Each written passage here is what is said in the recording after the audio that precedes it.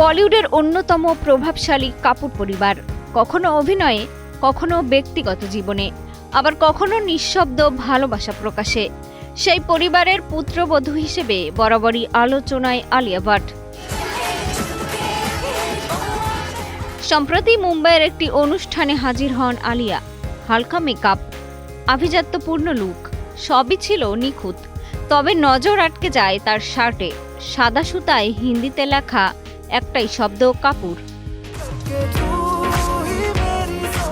কোনো ব্র্যান্ড নয় কোনো বিজ্ঞাপনও, বরং স্বামী ও শ্বশুরবাড়ির প্রতি নীরব ভালোবাসার বহিঃপ্রকাশ।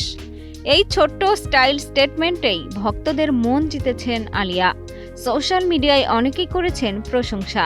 পদ্মা সেতু, মেট্রো রেল এবং এলিভেটেড এক্সপ্রেসওয়ে নির্মাণের গর্বিত অংশীদার বসুন্ধরা সিমেন্ট।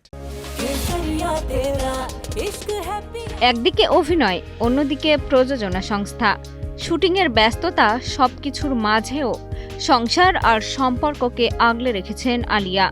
পরিবারের নাম নিজের পোশাকে ধারণ করে যেন আবারও জানিয়ে দিলেন, ভালোবাসা সব সময় বড় শব্দে হয় না, কখনো কখনো একটা নামই যথেষ্ট।